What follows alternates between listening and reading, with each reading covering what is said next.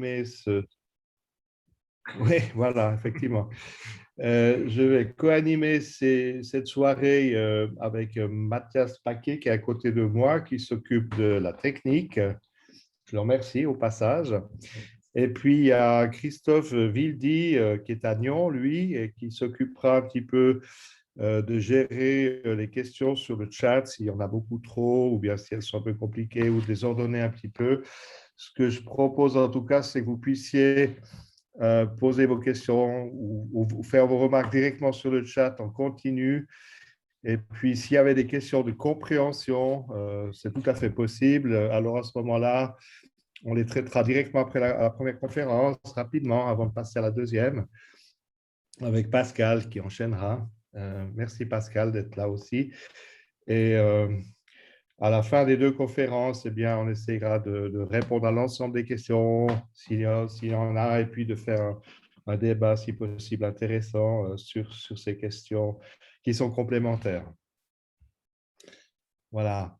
Je vais d'abord vous rappeler le sujet des conférences. Donc, il y a une première conférence de Raphaël Charles du FIBEL sur système de culture préservant les ressources et le sol en particulier. Ça va être, je pense, une conférence thématique assez intéressante. Et puis, elle sera suivie par une deuxième conférence un peu plus spécifique de Pascal Boivin, qui est intitulée Agriculture et climat, et en particulier potentiel de fixation du carbone, donc du CO2 dans les sols agricoles. Et j'aurais rajouté Vaudois parce que c'est intéressant pour notre canton en ce moment, dans le cadre du plan climat vaudois, bien entendu, et des intentions du Grand Conseil. Alors, introduire tout d'abord le premier conférencier, Raphaël Charles. Raphaël est ingénieur agronome. Depuis 2016, il était chef au département suisse romand du FIBEL, ici à Lausanne, à la section lausannoise du FIBEL, qui lui est basée plutôt à Frick, dans le canton d'Argovie. Donc, Raphaël a développé une antenne romande du FIBEL avec, je crois, sauf erreur, 6 ou 7 collaborateurs actuellement. De 1994 à 2015, Raphaël a œuvré à Agroscope Changin dans les systèmes de grande culture, y compris la gestion du grand domaine agricole de Changin, où sont faits toutes sortes d'essais et des essais de longue durée aussi.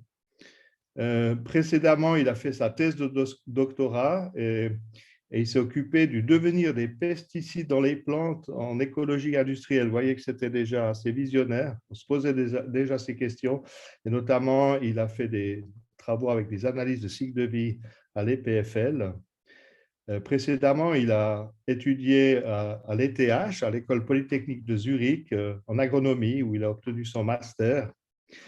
Il est aussi cofondateur et président de ProVélo, La Côte. Voilà, ça, c'est pas anodin, ça devrait intéresser beaucoup d'entre nous. Et puis, Raphaël me prie de préciser qu'il est, en tout cas dans cette conférence, apolitique. Voilà, il n'est pas vert libéral, il n'est pas autre chose, il est agronome et c'est ça qui est important. Alors, Raphaël, moi, je te donne la parole, je te remercie et puis tu vas partager ton écran et j'espère que chacun va pouvoir suivre cette conférence avec succès. Merci beaucoup. Merci pour ces mots d'introduction. Est-ce que vous voyez mon écran? C'est oui, bon? Ok, parfait, très bien. Voilà, donc effectivement, Raphaël Charles. Raphaël, c'est le prénom, Charles, c'est le nom de famille. Je viens du FIBEL, je vais donner quelques mots ce que c'est ce FIBEL, FIBL, c'est Forschungsinstitut für biologischen Landbau. Il y avait un terme en français, mais on l'a perdu en route, parce que c'est plus simple, parce qu'effectivement, c'est une assez grosse boîte. Le FIBEL en Suisse, en fait, c'est un institut de recherche fondé en 73. Il y a 220 collaboratrices et collaborateurs actuellement qui travaillent sur la recherche, la vulgarisation, de la formation continue, de la coopération au développement. Et il y a un site à Frick. Frick, c'est pas loin de la chimie baloise. C'est sur le canton d'Argovie, mais c'est sur l'autre bassin versant, long du Rhin.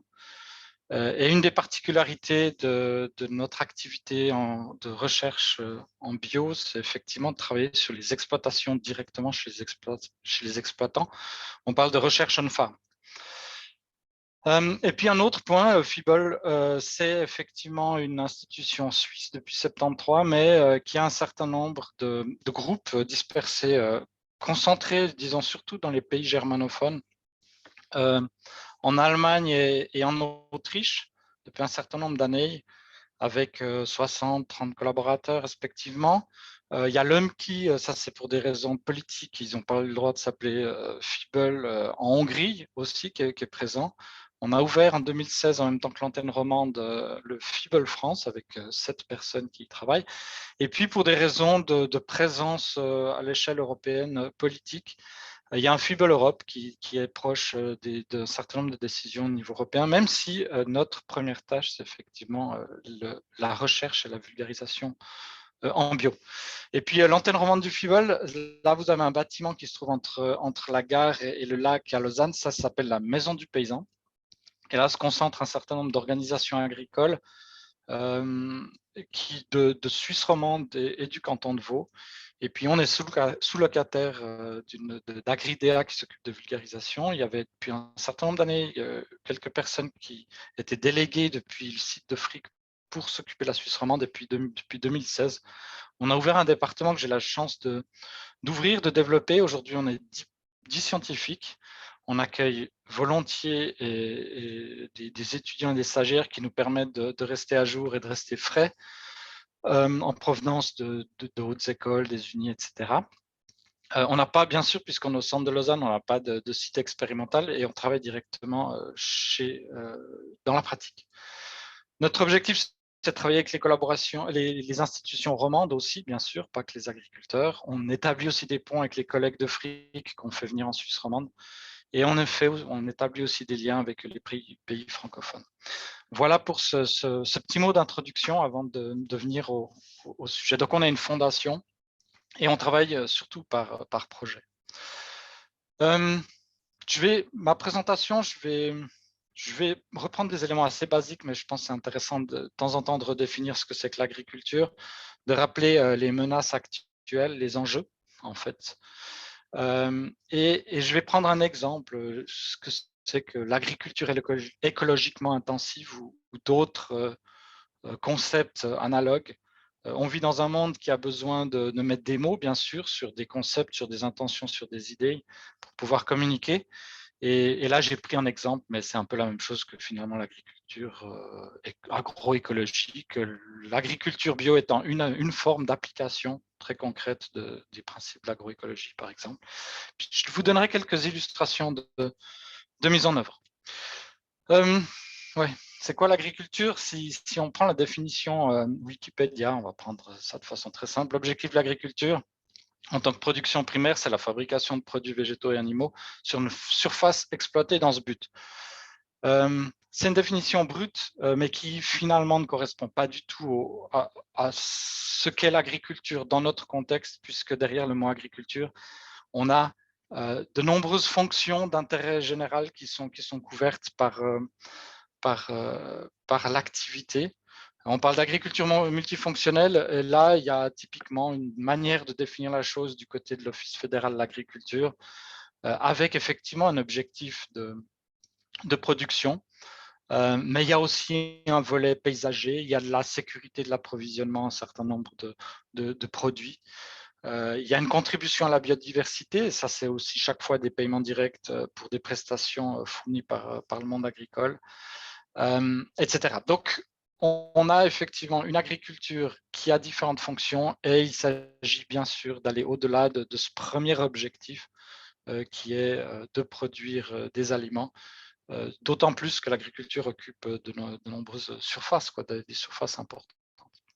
Donc ça, c'est un rappel pour montrer aussi quels sont les enjeux finalement derrière cette agriculture, des enjeux qui sont parfois bien compris par le monde agricole et parfois qui lui échappent sous la pression en fait de la population, bien entendu, chacun étant expert en agriculture aussi. Si je regarde l'agriculture ou les agricultures, on parlera des agricultures en Suisse. il y a un certain nombre de développements au cours du XXe siècle qu'on peut caractériser, qui dépend en fait plus ou moins du degré d'écologisation. Si on regarde aujourd'hui, on a une production conventionnelle qui existe mais qui est minoritaire. L'essentiel de l'agriculture étant soutenu par des paiements directs, c'est bien sûr aussi orienté en termes de prestations écologiques, et ça c'est ce qu'on appelle les PER, les prescriptions, les prestations écologiques requises, qui constituent une grande partie de l'agriculture suisse. Et puis plus on va vers une forme d'écologisation de l'agriculture, plus on entre aussi dans un système de labels. Le premier, je dirais, label qui est une pondération entre l'utilisation d'intrants chimiques et techniques et des pratiques durables écologiques, c'est la production intégrée qui est labellisée sous la forme de la coccinelle IP Suisse.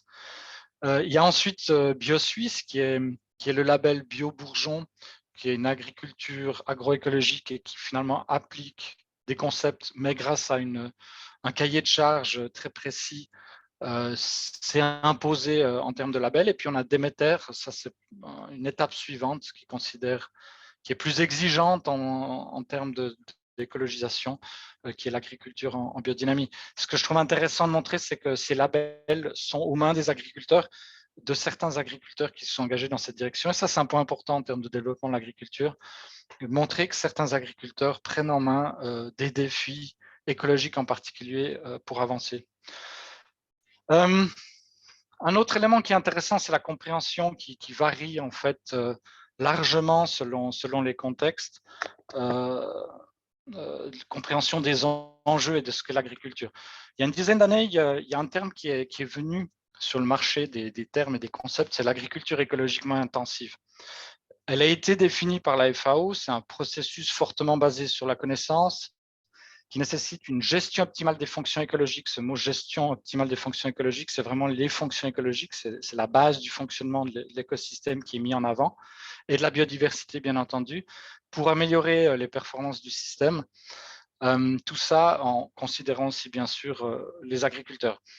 C'est intéressant parce que quand ce concept qui émanait de la recherche, qui a été aussi explicité par la FAO, est venu en Suisse, il y a eu des débats et une forme de dérive finalement dans l'utilisation du terme. Et si je prends la définition qu'Agroscope a fournie et continue de fournir, c'est face à la croissance démographique mondiale et nationale, il s'agit d'augmenter la production agricole sans exercer de pression supplémentaire sur l'environnement. Donc d'un concept résolument concentré sur le fonctionnement naturel de l'écosystème, donc qui est intensif écologiquement ou écologiquement intensif, on voit tout à coup une autre manière de dire les choses, c'est qu'on veut continuer à intensifier, mais sans trop de dommages sur l'environnement. Donc c'est déjà une forme de compromis bien helvétique. Et si je regarde la traduction dans un journal alémanique, typiquement, c'est intensification durable plutôt qu'écologique. Donc ça place assez bien les débats qu'on vit continuellement au sein de l'agriculture, que ce soit au niveau de la recherche, de la vulgarisation et de la pratique et bien sûr de la politique. Il n'y a pas de consensus finalement sur les objectifs et aussi sur le diagnostic de l'agriculture en termes d'objectifs et de moyens à atteindre, de moyens à mettre en œuvre, pardon. Il s'agit donc effectivement d'un débat intéressant de société, mais aussi pas toujours facile pour les agriculteurs qui se sont pris entre plusieurs feux. Alors, si on replace la chose, parce que finalement, il s'agit aussi, en tant que chercheur surtout, de se placer dans des perspectives à long terme. Et c'est aussi dans ce type de perspective que je vais me placer. Comme chercheur, je regarde peut-être pas aussi...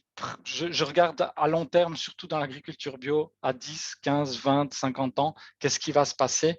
Et c'est un propos qui, parfois, par rapport au monde agricole, est difficile parce que l'agriculteur a le souci de travailler pour aujourd'hui et pour demain, puisqu'il est dans d'autres contraintes. Mais si on regarde l'état des limites de la planète, et sur ces différentes variables de contrôle, vous connaissez très probablement ce graphique, on constate qu'en fait, l'agriculture est impliquée d'une manière ou d'une autre dans un certain nombre de ces variables et de ces limites planétaires, la perte de biodiversité, l'utilisation du sol, où il y a d'énormes débats, la perturbation des cycles du phosphore et de l'azote, où l'agriculture modifie considérablement ces deux éléments, ou le changement climatique.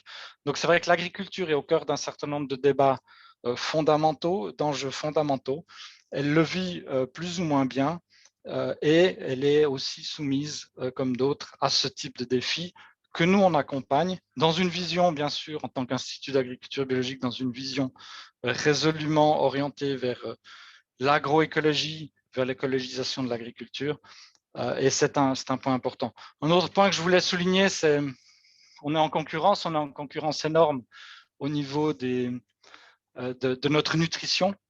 Si on regarde la biomasse sur la Terre, la biomasse des bœufs, des porcs et compagnie par rapport aux humains, elle est considérable, et par rapport aux mammifères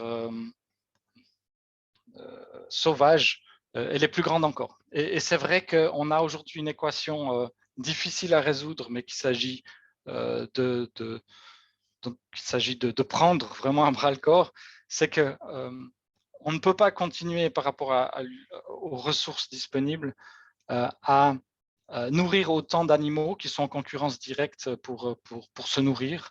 On doit produire des aliments plutôt que du fourrage sur les surfaces. Et il s'agit de modifier considérablement notre diète par rapport aux enjeux, par rapport à l'avenir. Il s'agit de réduire en fait toute la part consommée par les animaux qui pourrait être directement consommée par les humains. Et ça, c'est un défi énorme. C'est un travail à long terme, mais au niveau de la recherche qu'on doit d'ores et déjà préparer.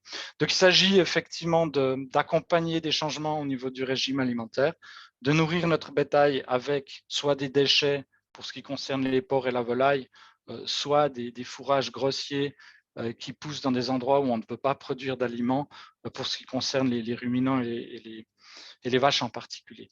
Alors ça, c'est des enjeux qui effectivement amènent à reconsidérer nos systèmes. Et aujourd'hui, si on regarde le développement récent actuel de notre agriculture, on n'a pas vraiment changé les choses.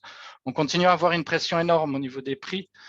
La globalisation, elle est bien sûr toujours là. On a des orientations des marchés qui changent radicalement, qui exercent finalement une pression au niveau des agriculteurs, une nécessité de rationaliser, de se spécialiser, d'agrandir les exploitations toujours davantage, de concentrer les structures. On a 2 sucreries en Suisse, donc on met les betteraves autour des sucreries. On a quelques abattoirs très concentrés, donc on concentre la production animale dans certaines régions. Et ça, c'est cet élément de rationalisation qui finalement exerce une pression sur le sol, sur les ressources naturelles, ce qui conduit aussi à simplifier les systèmes, à uniformiser les surfaces. On perd une complémentarité bienvenue dans le monde de l'agronomie entre les animaux et les végétaux. Je n'entrerai pas dans les détails des processus. Et certains sols, en fait, sont affectés par une spécialisation. On compacte les sols avec des machines lourdes, on perd de l'humus dans certaines régions, il y a de l'érosion aussi, et de la perte de biodiversité. Pour illustrer la chose, on voit à l'échelle de la Suisse, les animaux sont concentrés dans certaines régions avec des problèmes écologiques considérables. Et puis si je regarde pour ce qui nous concerne en Suisse romande, on n'a plus assez d'animaux pour entretenir, tel qu'on l'a fait jusqu'à présent, la matière organique des sols, par exemple.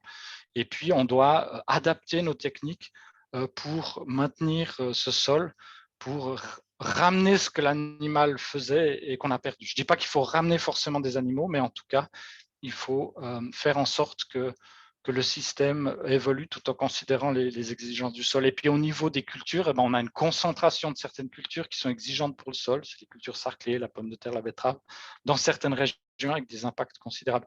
Et chaque fois que finalement on provoque des champs de tension au niveau des agriculteurs et on tape sur les agriculteurs sur le plan économique et sous forme de pression, ça se répercute quelque part sur le sol et l'environnement parce qu'il s'agit de se défendre, il s'agit surtout de produire. Et ça se fait au détriment des ressources naturelles. Si je regarde au niveau de quelques éléments qui sont des menaces réelles sur la qualité du sol, on a des machines toujours plus grosses, toujours plus lourdes, qui compactent le sol, qui exercent du tassement.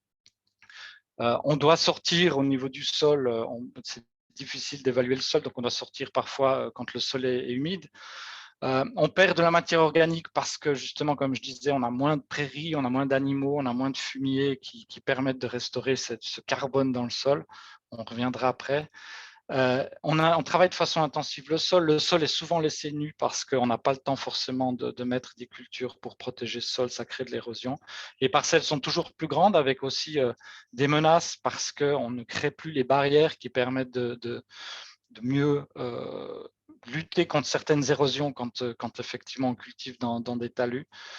Toute cette simplification, en fait, a un impact aussi bien sûr sur la biodiversité et on a une agriculture quand même encore très largement basée sur l'utilisation d'engrais et de produits phyto. Donc ça, ce sont des enjeux.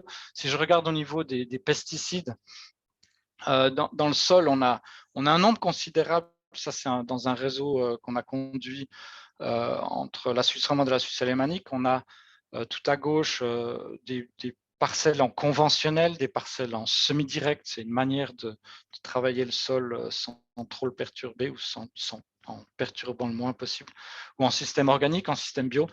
On voit qu'on a des pesticides dans le sol qui s'accumulent. Et là, on a 15-20 pesticides généralement dans des sols conventionnels. On en a encore en bio parce que ce sont des substances persistantes qui restent longtemps. Et au niveau des concentrations, on a effectivement beaucoup des concentrations nettement supérieures dans les systèmes qui utilisent des pesticides, mais il y a encore des résidus qui restent dans nos sols. Et ça peut entraîner des conséquences au niveau de la biodiversité qui sont aujourd'hui très difficiles à palper, à préciser, mais c'est vrai que moins on utilise ces pesticides, on a quand même un certain nombre d'évidences qui montrent que des champignons du sol, là au milieu, le graphique montre des structures de communautés de champignons au niveau des racines de plantes de blé. Et on voit la différence entre des structures dans un système organique nettement plus complexe par rapport à un système conventionnel. Sans pouvoir dire effectivement à quoi servent ces micro-organismes, c'est plutôt des indicateurs pour montrer que ça fonctionnait. Et le fonctionnement en fait de l'agriculture est quand même basé énormément sur ces interactions entre les organismes du sol et les éléments minéraux. Et ça, c'est la base de l'agriculture qui fonctionne. Alors, on peut le montrer plutôt que sous forme de graphique, ça correspond à ça. Ça, c'est un essai qu'on a du côté de Frick, qui s'appelle le DOK, pour biodynamique organique et K comme conventionnel, où là, on a deux parcelles, une en conventionnel avec une manière de conduire qui est basée sur des engrais minéraux, avec peu de matière organique restituée, et on voit là un sol totalement matraqué, et sur la parcelle d'à côté, une conduite beaucoup plus douce et considérant davantage le fonctionnement du sol, avec un sol qui supporte mieux des grosses pluies. Et puis en bas à droite, on a typiquement un peu ce qu'on souhaite, c'est une présence de vers de terre massive avec un sol qui est protégé avec de la paille et qui aujourd'hui peut permettre d'être cultivé, qu'on peut cultiver grâce à des nouveaux systèmes de machinisme. Et c'est finalement une des exigences, c'est la reconception de nos systèmes qui est un défi majeur pour nous. Ce qui est rigolo, c'est que si on revient à un livre que je trouve remarquable, c'est le théâtre de l'agriculture et le ménage des champs. C'est un bouquin qui date de 1600, un livre qui date de 1600. Olivier Dessert, qui est un des premiers agronomes, qui dit le fondement de l'agriculture et la connaissance du naturel des terroirs que nous voulons cultiver, qui place la connaissance au cœur du système. Il ne s'agit pas de revenir en 1600, mais finalement, si on compare la chose par rapport à la définition de la FAO, telle que dite avant, par rapport à l'agriculture écologiquement intensive qui place les fonctions écologiques, la biodiversité au cœur de la machine, ou si on prend la définition de l'agroécologie, un terme qu'on utilise beaucoup, qui est une approche holistique, intégrée, qui considère de façon simultanée des principes écologiques, mais aussi sociaux, pour concevoir des systèmes et les gérer de façon durable, tout en considérant bien sûr tout le système et les exigences alimentaires. Et puis qui travaille beaucoup sur les interactions plantes, animaux, hommes, environnement. Je pense que finalement, entre Olivier de Serres et les définitions modernes, on retrouve un certain nombre de principes sur lesquels on doit revenir quelque part dans notre agriculture suite à, je dirais, je ne sais pas si c'est une parenthèse, mais suite à une période où finalement on a fait un choix, profitant de nouvelles technologies, qui nous a permis de progresser. Il y avait quand même des enjeux alimentaires suite à la Deuxième Guerre mondiale considérables, mais qui nous ont permis d'effectivement de répondre à des demandes, mais qui sont allées trop loin, hein. Trop d'animaux, on a vu sur cette planète, trop d'animaux à nourrir pour produire de la viande. Si je regarde un système conventionnel, en fait, il utilise aujourd'hui beaucoup de moyens de production. Il repose très peu sur les ressources naturelles, sur le fonctionnement naturel. On a quelque chose d'assez artificiel. On remplace en fait le fonctionnement du sol par des engrais, par des pesticides. On a beaucoup d'externalités négatives, c'est-à-dire de pollution, d'effets sur le système, mais aussi sur l'humain, il ne faut pas l'oublier, tout en produisant bien sûr des biens agricoles. Et puis si on part vers un système plus écologique, on va mettre au centre du fonctionnement du système des ressources naturelles qu'on va solliciter, mobiliser pour produire, et on va viser un maximum d'externalités positives. Et on parlait de la multifonctionnalité de l'agriculture en introduction. Et c'est bien de ça qu'il s'agit, non pas seulement uniquement des produits agricoles, mais aussi un certain nombre de services qu'on attend en termes de paysage, en termes de biodiversité, etc. Donc l'objectif aujourd'hui, c'est effectivement de maximiser ces externalités positives, tout en continuant à se nourrir, mais d'une façon fondamentalement différente. Je ne vais pas revenir sur ces enjeux alimentaires, mais quand même. Maintenant, c'est vrai que face à ces défis, il s'agit de faire évoluer nos systèmes, et ce n'est pas facile. Alors, il y a un certain nombre de concepts qui nous permettent un peu de voir vers quoi on peut aller et quels sont les pas qui nous permettent de rendre notre agriculture plus durable. Si je prends tout à gauche, l'agriculture conventionnelle, elle est intensive, elle a une haute utilisation d'énergie, souvent importée, non renouvelable. On travaille surtout sur des processus physiques, chimiques, avec des engrais solubles, des pesticides, de la biotech. On utilise énormément d'intrants pour faire fonctionner le système, quitte à les importer. Et puis notre ferme, en fait, c'est presque une petite industrie ou une grosse industrie. On a une focalisation étroite sur les produits et une conception assez linéaire du système. Aujourd'hui, la Suisse a quand même pris les devants, hein. Elle a une politique active pour accompagner l'agriculture. On est peut-être à l'étape suivante, en tout cas sur la majorité de l'agriculture. On travaille sur l'efficience. Donc, on travaille avec moins d'intrants. On propose des programmes qui visent à arrêter l'utilisation de certains fongicides, plus efficaces en ressources, hein. C'est des termes qu'on connaît bien, l'efficience, l'efficacité, l'utilisation efficace des ressources, c'est de la politique agricole, là. On est plutôt dans la conservation de l'énergie. On combine les moyens physiques, chimiques et biologiques pour produire. C'est un lent relâchement, on dira. Mais on vise toujours cette efficacité. Ça, c'est, je dirais, je pense aujourd'hui, là, c'est mon avis, hein, c'est l'état de l'agriculture générale, majoritaire. Et puis maintenant, il y a une frange de l'agriculture qui correspond à un certain nombre de labels que j'évoquais avant, qui passe dans la substitution. C'est-à-dire, plutôt que des pesticides, on va commencer à utiliser plutôt que des pesticides synthèse, on va utiliser des produits naturels. On va remplacer le fossile par du solaire et du renouvelable. On va essayer d'utiliser des matériaux naturels. Et on commence à considérer, à revenir à la ferme, à l'exploitation, une petite entreprise simple. Ce côté, bien sûr, exploitation familiale ou domaine familial ou ferme familiale est resté assez présent en Suisse, mais je dirais au niveau global, c'est un peu ce à quoi on arrive. La reconception, elle est plus difficile, et là, c'est une toute petite part, je dirais, de l'agriculture qui aujourd'hui s'inscrit dans ce type de perspective. C'est des termes qui font peur, qui interrogent, mais qui promettent en fait de nouvelles manières de travailler, même s'ils ne seront peut-être pas majoritaires. En tout cas, on va s'en inspirer. C'est la permaculture, l'agriculture naturelle, écologique. On utilise des intrants locaux, on fait ce qu'on peut faire sur place avec ce dont on dispose sur place. On est résolument biologique et écologique. On travaille énormément sur la connaissance, sur les compétences. Et la ferme, c'est un écosystème avec ces gens qui l'habitent. Et on retrouve ça dans un certain nombre de contextes. Donc finalement, ces systèmes qui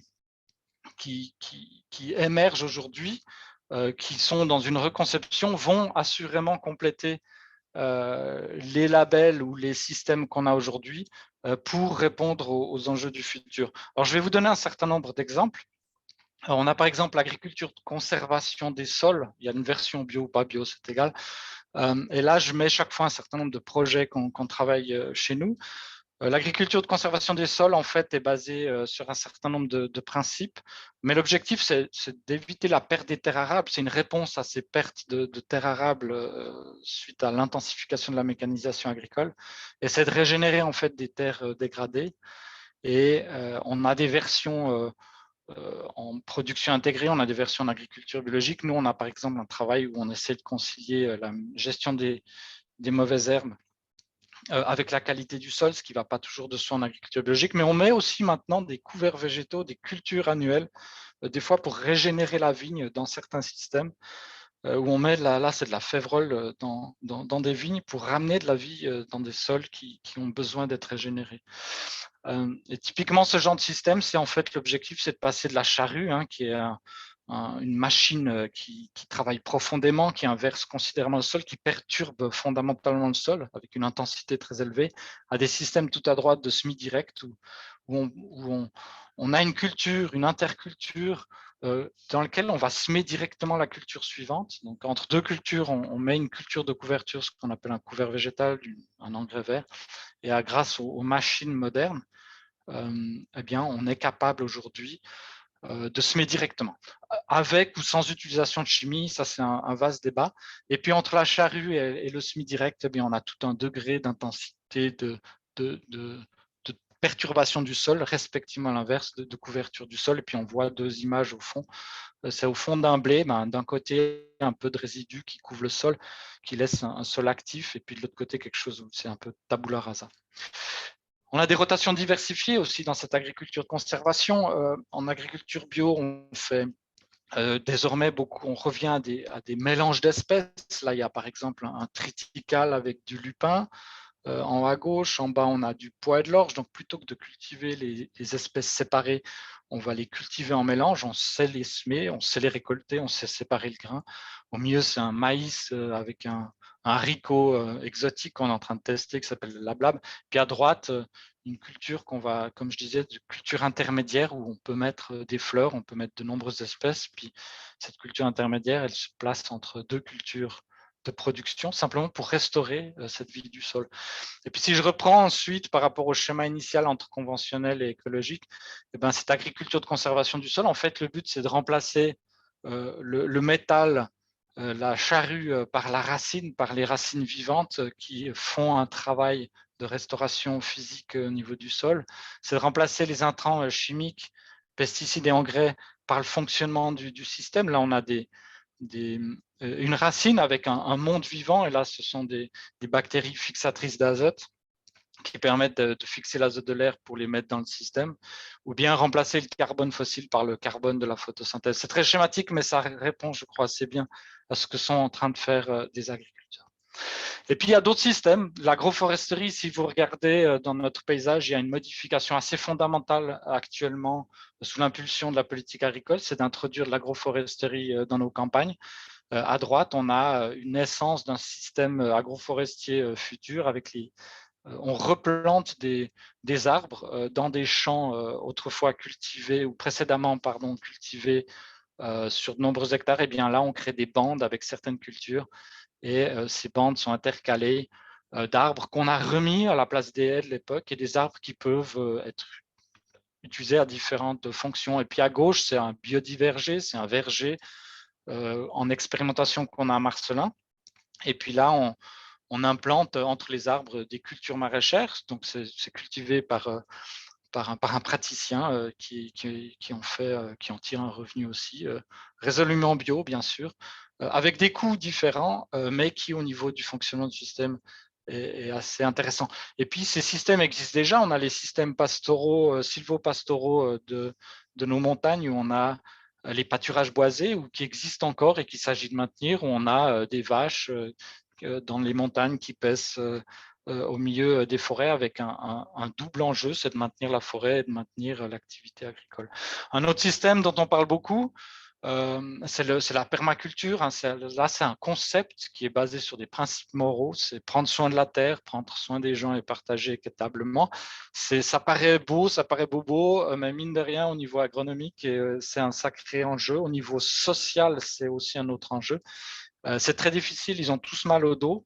Les gens qui travaillent en permaculture ne font malheureusement pas long feu, ça c'est une triste réalité. Ils sont jeunes et il s'agit aujourd'hui de les accepter dans le monde agricole parce que sur de petites surfaces, souvent ils font des miracles. Ici, c'est un dispositif qu'on suit à Morges ou le permajardin, avec des cultures de légumes, mais aussi une place pour la biodiversité. Et puis on retrouve notre biodivergé où on mélange les productions et effectivement une autre manière de concevoir la chose. Et puis l'OFAC qui doit tout à coup définir c'est quoi la permaculture, c'est un concept à l'origine.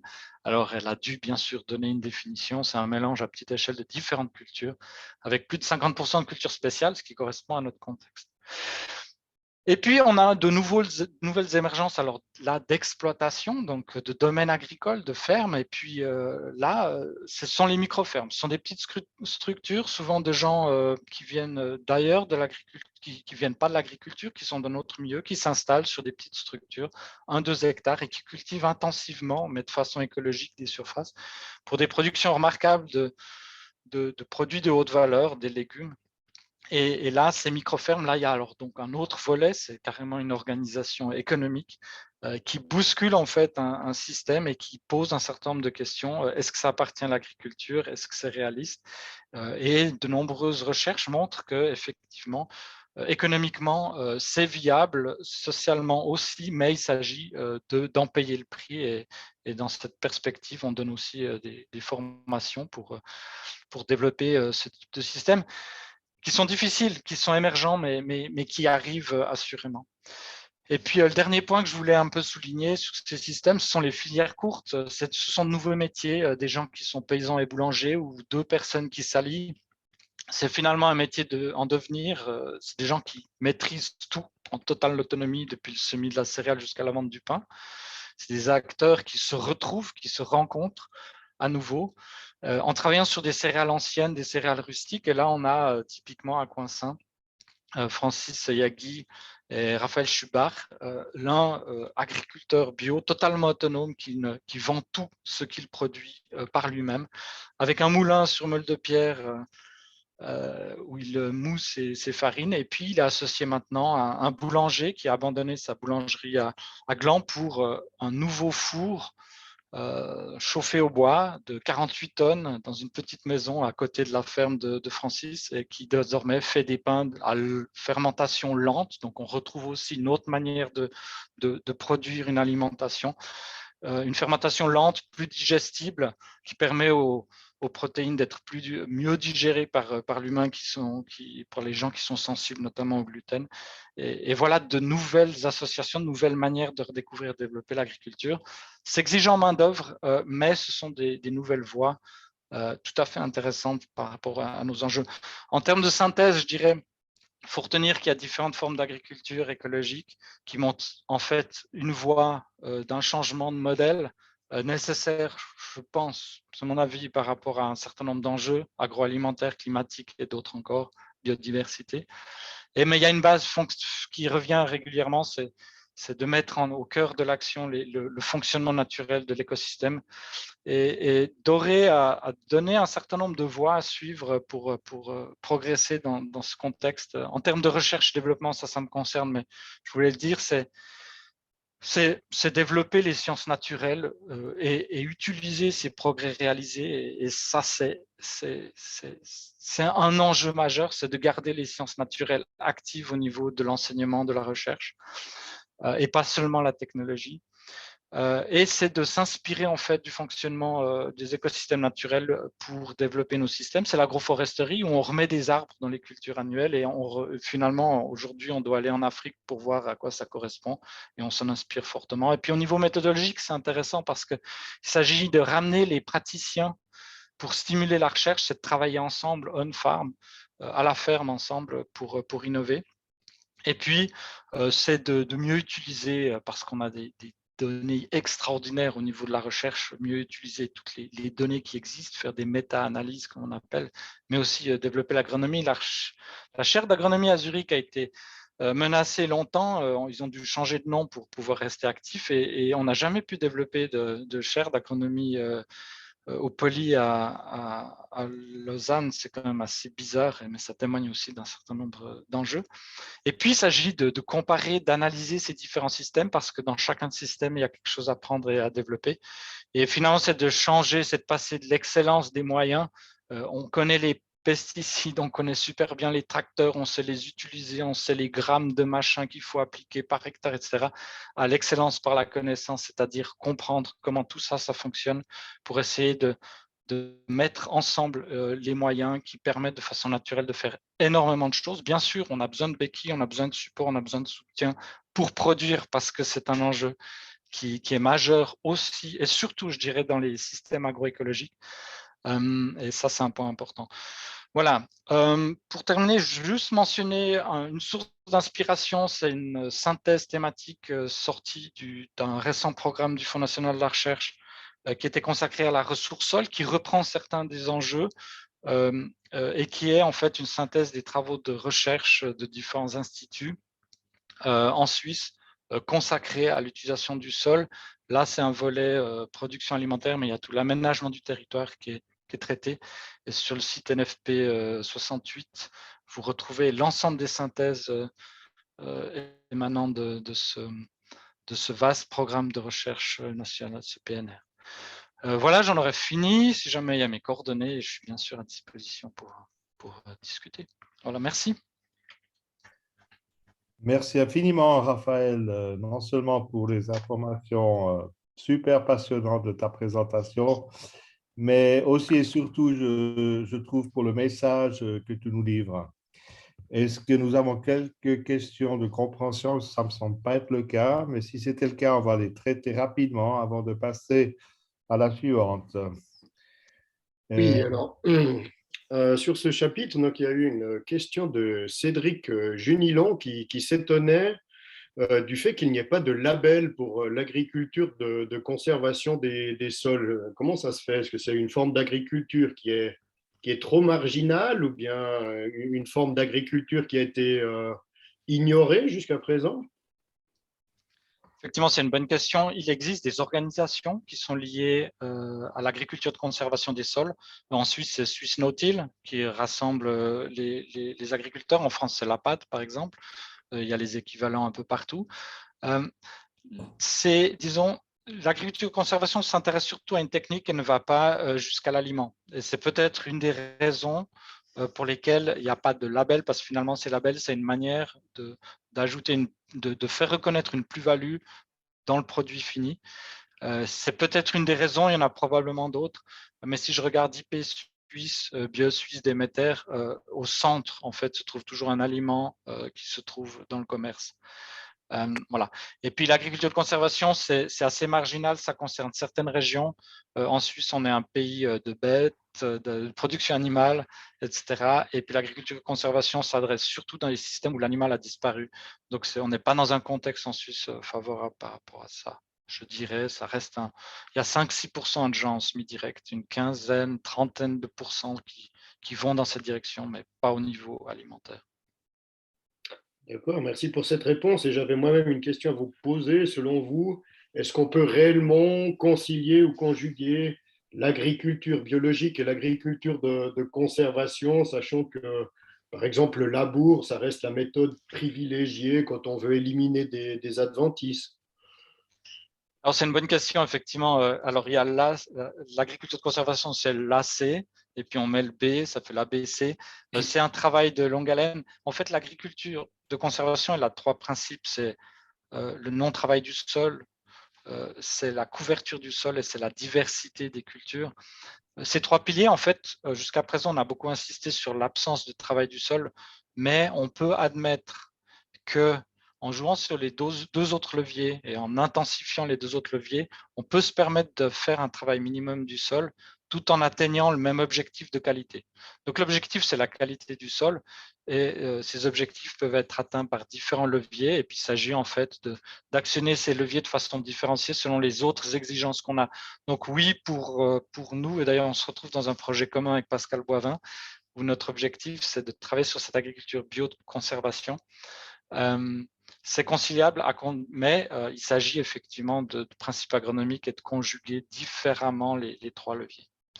Peut-être juste, je ne veux pas prolonger trop, mais c'est intéressant parce que les fondamentalistes de l'agriculture de conservation, pas les bio, mais il y en a aussi bien sûr, qui travaillent sur les larges plaines des États-Unis, de l'Amérique du Sud, de ces grands pays qui ont d'énormes surfaces, refusent que l'agriculture bio puisse être agriculture de conservation. Et l'année passée, il y a eu le congrès mondial de l'agriculture de conservation en Suisse, et l'association suisse Nautil d'agriculture de conservation a exigé que les bio puissent participer à cet événement parce qu'on a une autre définition de ce que c'est que l'agriculture de conservation qui est un peu plus flexible. Merci beaucoup. Je crois qu'il y avait une question en direct aussi de David Pitet. S'il veut bien allumer son micro. Oui, bonsoir. Tout d'abord, merci à Raphaël Charles pour cette magnifique conférence. Vous me voyez là, c'est bon? Oui. Oui, d'accord. Parfait. Voilà. Juste sur les dernières slides, donc on a parlé de micro-fermes, de voies directes, etc. Ce qui est évidemment très sympathique, mais est-ce que ces chemins-là ne relèvent pas plutôt du romantisme que de voies sérieuses? C'est une question que je pose. Et puis, une deuxième question qui touche particulièrement notre district, c'est le fait de savoir si la viticulture, dans ce contexte-là, a une place un peu à part, notamment dans son approche des sols par rapport au reste de l'agriculture. Alors, sur la première question, disons, aujourd'hui, c'est une utopie à partir du moment où on a passé de main-d'œuvre, je pense, pour faire de la micro-ferme ou de la permaculture telle qu'on l'envisage. Et c'est pour ça que ce sont souvent des jeunes qui démarrent, mais qui vite s'essoufflent parce que dès qu'il y a de la famille qui arrive, économiquement, ce n'est pas viable. C'est des systèmes qui, en fait, sont dans notre contexte très exigeants en main-d'œuvre, mais justement à la place de machines, de fossiles, etc. C'est un modèle. Je ne crois pas que ce soit une utopie parce que ça fonctionne, c'est un modèle et il y aura un choix de société à faire. C'est est-ce qu'on veut soutenir ce genre de système? C'est des systèmes qui existent, on les voit sur les marchés. C'est des systèmes qui vont évoluer, mais par contre, c'est un enjeu. On doit redistribuer certaines terres. C'est des gens qui sont sans terre et il y a tout un débat. On soutient une certaine agriculture, on pourrait soutenir celle-là. Elle a un avantage, c'est qu'elle fonctionne sur tout ce qui est durable et considérant que l'humain il est aussi renouvelable, c'est assez intéressant, quoi. Maintenant, ils questionnent, et ça on en a besoin dans la recherche, on a besoin dans la société, mais c'est vrai que pour l'instant, ça reste difficile. Mais c'est un mouvement de fond, il est intéressant et il faut qu'on l'intègre. Et aujourd'hui, c'est malheureusement pas le cas. Quant à la viticulture par rapport au sol, alors jusqu'à présent, on a dit que les sols maigres, c'est-à-dire peu de matière organique un peu foutue, ils produisent les meilleurs vins. On a la preuve du contraire. On a des très grands vins sur des sols qui sont très, très fertiles. Et là, il y a un changement qui est en train d'être opéré. Où les gens placent la qualité du sol, comme on le voit dans d'autres systèmes, au cœur du fonctionnement de la vigne, mais ça demande un changement considérable parce qu'il faut revoir tout le fonctionnement des cépages, des porte-greffes, etc. Et ça ne se fait pas du jour au lendemain dans un système pérenne. Puis l'étape suivante, c'est les arbres dans les vignes. On se souvient des vignes qui ont brûlé dans le sud de la France parce que le soleil tapait fortement dessus. Et peut-être qu'on en arrivera à ramener des arbres dans les vignes. Mais là, de nouveau, hein, moi, je parle en tant que chercheur dans des perspectives à 10, 20, 30 ans, c'est mon travail. Et je ne peux pas dire aujourd'hui aux agris, allez-y comme ça, hein, parce que c'est une révolution, ce n'est pas simplement une adaptation de quelques techniques. Ça demande de reconcevoir tout le système. Alors en Viti, je pense que la prise de conscience d'un sol de qualité, ça permet d'éviter de l'érosion, ça permet de ramener aussi de la biodiversité dans les vignes. C'est quelque chose qui est en cours et qu'on voit dans la pratique, mais ça prend son temps. Ce n'est pas un secteur qui en avance sur les autres par rapport à ça. Qui participe. C'est intéressant. Et il y a un avantage, c'est que la viticulture, entre guillemets, elle a des gens très dynamiques, des gens qui sont restés très, très entrepreneurs, qui ne dépendent pas de l'État, quelque part. Et certains, ils vont à fond. Et il y a une vague de reconversion en bio dans la viticulture romande qui est énorme, qui est assez extraordinaire. On ne voit pas tout, hein, ça ne se voit pas toujours au niveau des labels, mais dans les pratiques, il y a une transition qui est très forte parce qu'il y a un élan et les viticulteurs à ce niveau-là, viticultrices, sont résolument modernes et ont pris le pli de façon autonome parce qu'ils ont vu d'autres avantages, aussi la proximité de ce que demandent les consommateurs. Merci. Me semble-t-il. Voilà, je crois qu'on a... Excuse-moi, Christophe. Oui, il y avait peut-être une toute dernière question, mais d'Alain Gallicaire. Peut-être que je redemanderai à Alain Gallicaire de vouloir resituer sa question qui porte sur des amis à lui qui sont passés de la production de lait aux vaches allaitantes pour la viande et qui demandent si ça n'est pas ça la solution. Alors peut-être juste relativement à la problématique traitée ce soir, si Alain Gallicaire peut peut-être nous préciser le contexte de sa question. Ouais, justement, en fait, bon, voilà, c'est un peu une tendance. La production du lait pendant longtemps, c'était un standard dans les fermes, et puis maintenant, de moins en moins. Et beaucoup, justement, ils sont reconvertis dans la production de viande par des vaches allaitantes parce qu'il y a l'infrastructure qu'elle a et puis ils utilisent ce qu'ils ont déjà. Et je disais justement, ça veut dire que c'est non plus pas une solution, si je vous comprends. Enfin, qu'est-ce qu'il faut faire? Qu'est-ce qu'on peut leur dire? Qu'est-ce qu'on peut leur conseiller? Enfin, souvent, ils n'ont pas grand-chose enfin, ils n'écoutent pas volontiers les autres avis, mais c'est un peu compliqué. Enfin, je ne sais pas. Mais disons, si on prend, ça, c'est que il faudrait que je donne la parole à Claude Alain, parce qu'il est au cœur du sujet, pourquoi il a abandonné le lait, pourquoi il est passé aux vaches allaitantes. Non, il faut voir, je pense qu'il y a une réalité économique, mais par rapport aux enjeux que je citais tout à l'heure, l'avantage des vaches allaitantes, c'est qu'elles vont brouter, ou là, nous, on ne peut pas manger. Donc, je pense que, je veux dire, ça correspond à une réalité très, très intéressante. Et par contre, on ne produit pas de lait en l'occurrence, mais on stocke de l'herbe qu'on n'arrive pas à brouter sur 4 pattes. Et ça, c'est une conservation, c'est une forme de conservation de ressources voilà. Mais ça, c'est une vision.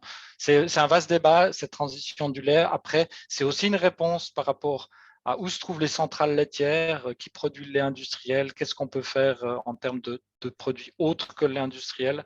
Il y a du fromage, mais il y a aussi de la viande à produire. Merci. Alors, je pense qu'on est un peu au bout des premiers sets de questions. Moi, je suggérais que ces questions, d'une part, de l'accès au foncier, qui est un thème important si on veut permettre aux micro-fermes et aux néo-ruraux de reprendre un peu de pouvoir sur leur nourriture. C'est un thème qu'on devrait reprendre tout à l'heure.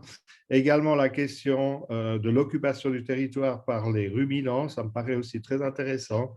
Et là aussi, peut-être noter cette question, garder cette question pour tout à l'heure. Et je vous propose